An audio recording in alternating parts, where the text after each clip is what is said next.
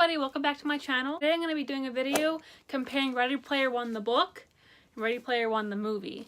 If you don't want to be spoiled on the book or the movie, if you haven't seen them yet, or if you haven't read the book or seen the movie yet, I would click away now because this is going to be a video with spoilers. If you don't know what Ready Player One is and you don't care about being spoiled, I'll just give you a little bit of a synopsis. I believe the year is 2045 and the main character's name is Wade Watts. He lives with his aunt in a trailer park in Oklahoma City. The world is in turmoil. There's world hunger, like mass starvation. Everybody's living in poverty. There's no more natural resources, so nobody has cars anymore. Everybody's kind of fighting amongst themselves. But basically everybody is living in this thing called the Oasis. It's like a virtual reality. Everybody wears the virtual reality goggles, and it's where everyone goes to get away from the real world. It's like they're ignoring their problems. Who cares if the energy resources are diminished? I don't care. Like, we just run away from it. No one's gonna fix it. So basically what happens is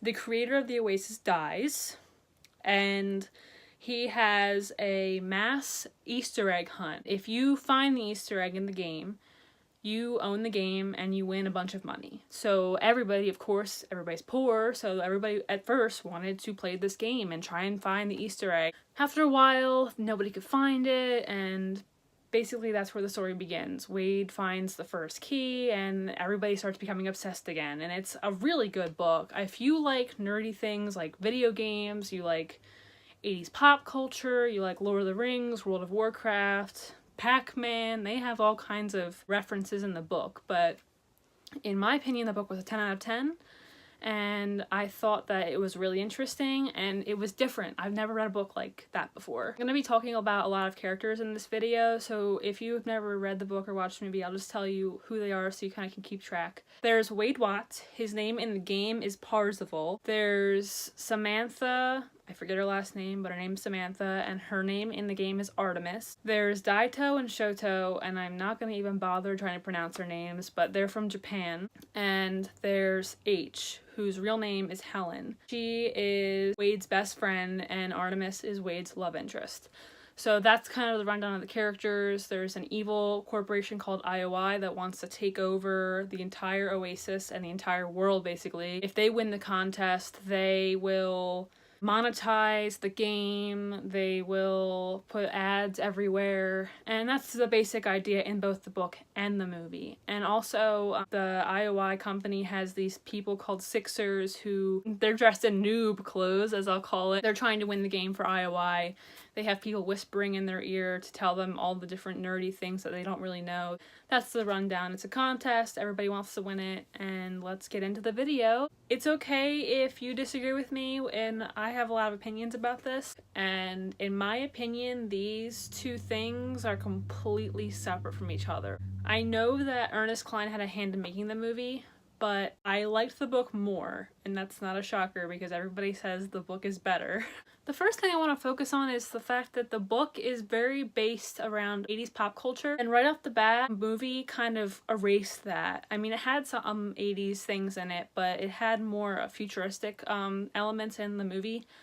The first challenge in the movie is a race, and the first challenge in the book is play joust with an evil lich. I forget which game he's from, but basically Parzival walks into a dungeon and he gets all this cool armor, and then he's thinking he's gonna have to face this evil lich and fight him, but he actually just ends up playing an arcade game of joust with him, and he beats him and he wins. So another thing I wanted to focus on is the fact that the movie didn't really make sense because Parzival is poor. He lives in this place called the Stacks, which is like trailer parks stacked on top of each other. He doesn't have any money. He lives in poverty, and in Ready Player One, the book and the movie, they both focus on the fact that he's poor. But what doesn't make sense to me is in the book, they make it very clear if you don't have money in real life, that's the same thing as not having money in the game. So you're poor in real life, you're poor in the game,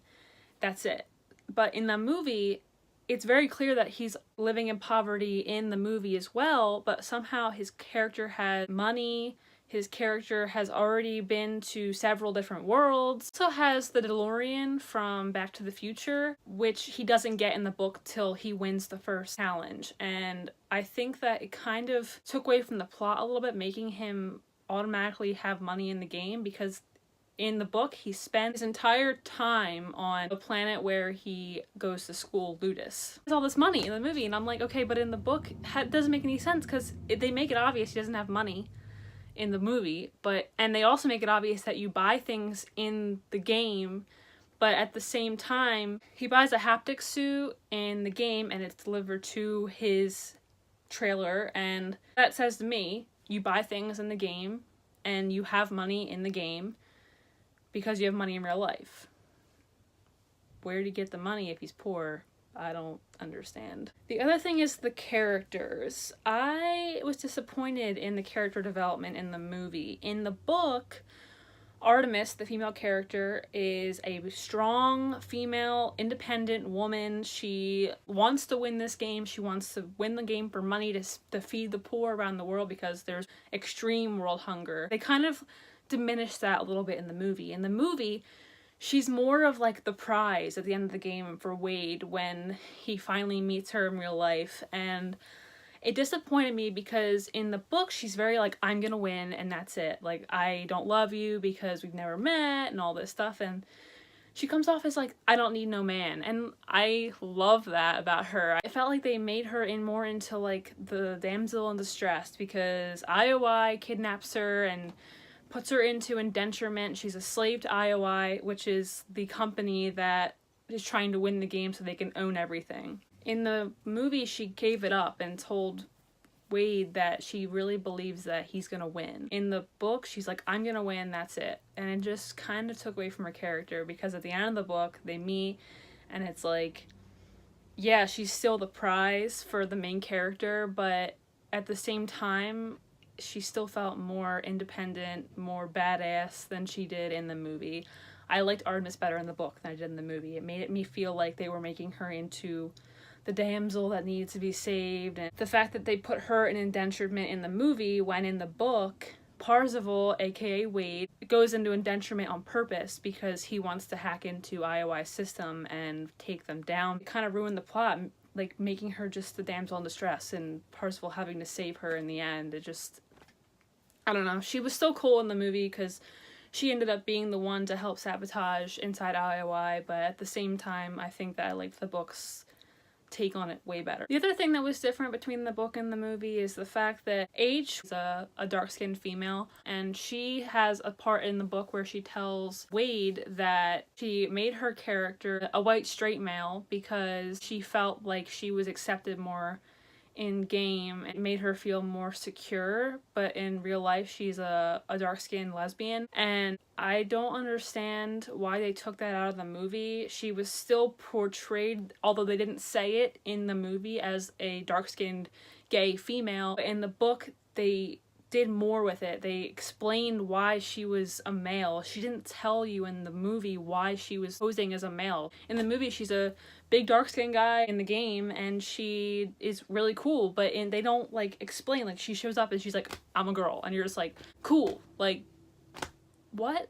I felt like that speech in the book was so important and vital to the storyline. Yeah, I was a white male because I felt more accepted, and my mom kicked me out because I'm gay and I had a girlfriend, and they completely took that out. Why? Like, it was perfect. It related to today's problems and it might have touched some people. I don't know, like, you took it out. Why did you take it out? It was so good. The other thing that bothered me was the fact that the movie felt very rushed. There's a part in the book where Parzival, Artemis, H, Daito, and Shoto, they all meet up and getting ready to kick some butt. In the book, Daito and Shoto are from Japan. They've never even met in real life. In the movie, they made them brothers. And that's what they call themselves in the book too, but in the movie they're actually brothers. In both the book and the movie, they have Japanese accents, they speak Japanese, you can tell they're from Japan. Or at least they portray they're at least Asian in the movie. In the book, it's very clearly stated, we're from Japan. Okay. So H lives in an RV, drives around the US because, like I said, in the book, her mom kicked her out. That's another reason why it didn't make sense, that she just, in the movie, she still lived in an RV, but they never explained it. She just showed up. She's like, yeah, I live in an RV. Like, why do you live in an RV? Tell us. Like, you didn't tell me that. Sam, in the book, she lives in British Columbia in Canada. And in the movie, she's like a rebel with a rebel camp. It's assumed she lives in Columbus, Ohio. Wade lives in Oklahoma City in the book, and he lives in a trailer park. And then after he wins the first challenge, then he moves to Columbus, Ohio to go into hiding, because Columbus, Ohio is like the mecca for video game nerds. I don't understand why in the movie they kind of just threw all the characters together in one state in Columbus, Ohio. At the part where they were getting ready to go after IOI, Helen drives up in her RV, and Daito and Shoto are already with her, and they don't even explain why. They're already there. And then they get out of the RV, and they run up to Wade after he's, like, just got away from IOI, and they're like, "Hi, Wade!" And, like, it's so weird because, like, there's no explanation why they just showed up out of nowhere. Like, we knew Helen was coming, but somehow the two Japanese characters just show up, and they have accents, but, like, they never tell you, like, where they're... I don't understand. Like, maybe I'm missing something. Like, comment down below if I am, because I loved the movie. It was so good, but now that I'm thinking about it later, I realize that all these, like, plot holes they left, and they took things out of the movie that they really needed to include. I don't understand why they did that. Another important thing that happened in the book, I'm jumping around here, I'm not exactly going in chronological order when it comes to the movie and the book, but I believe it's Daito that gets killed in the book by IOI. They come into his apartment and throw him off his apartment balcony, which I thought that was so vital to the storyline. It was crazy. Like, they just made him in the movie die in the game. Him dying in the book in real life, and IOI covering it up and saying that it was a suicide. It really made you think how dangerous these people actually are. And we know they're dangerous in the movie, but at the same time, nobody ended up dying. And when the leader is holding the gun up to Wade, like, there's a look in his eyes like, oh, like, he really deserves this. He's a jerk for doing all that. But, like, it didn't really seem as dangerous as it did in the book, and not as real. Like, the movie made it into, like, this cookie cutter heroes movie, like, oh, everybody lives in the end, they all live happily ever after. That just seems to me like it's too easy. It doesn't seem real enough. It's not realistic. The book portrayed realism. They died. There's people that actually died in real life. They suffered the consequences, and IOI is evil. And in the movie you felt more like it was just like, everybody's fine, yay, we're all happy. No, there's still world hunger. There's still a collapsing civilization. You're still all obsessed with video games, but somehow everything's okay. Like, maybe I'm just thinking too into it here, but I feel like they could have done so much more. And I'm okay with them replacing some of the contests with more modernized things. That's fine. I didn't really care about them doing that. The movie and the book were very, very different when it came to the contests, and that's okay.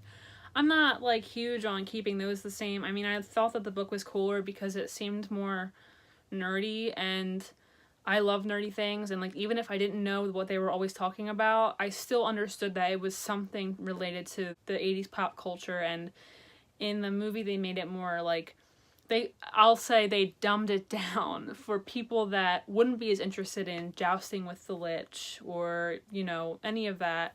I know people wouldn't get it, and that's okay. In my opinion, the book was better. I felt that the movie did a great job, and it was fun to watch, but after reading the book, I realized how much they changed. The one thing I will say I really enjoyed about the movie was the part where they added The Shining in, where H, like, was like, oh, dude, is this movie scary? Like, I don't like scary movies. And then he walked up to the elevator when the blood comes out with those two twins, and, like, I laughed hysterically. It was so funny. I thought that the movie was really good in that aspect, and it made me laugh, and it was good. But if we're speaking on terms of which one was better, it was the book. I think that they could have done more with the movie. The movie felt rushed. It felt like they took so many things out that it was a completely different storyline. It is what it is, and at the end of the day, I still rated the movie an 8 out of 10. The book was a 10 out of 10 because everybody knows, and you can tell by my shelves, I love the nerdy stuff. They mentioned Lord of the Rings in the book. They mentioned World of Warcraft. I loved World of Warcraft back in the day. I used to play. They also mentioned Pac-Man. I used to like Pac-Man when I used to play it when I was younger. But that's everything for today, and I'll be uploading sometime in the next week. So thank you for watching so much. Bye! Why can't I say it? If you want to hear the what is wrong with me? You hear the oh my god! Why?